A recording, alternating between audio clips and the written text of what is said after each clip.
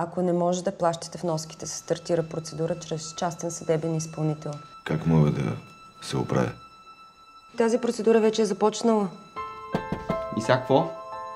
На улицата оставаме, така? Всичко ще се оправи. Успокой се. А как можа да се провалиш толкова, бе, човек?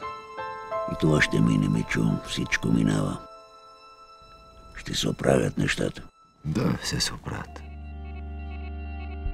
Имам работа за теб. Да ти помогна. Какво, сирене ли ще правиш? Сирене, кайма, каквото дойде.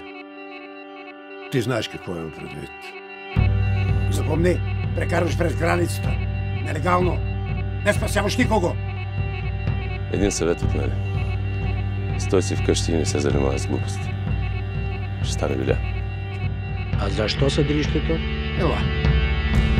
Още едно време гърците са убивали тук. После римляните и турците. А българите? Българите. Погледни надолу. Знаеш всичко, помниш всичко. Се побъркаш така. Затова забравяш. Искам да знам истина.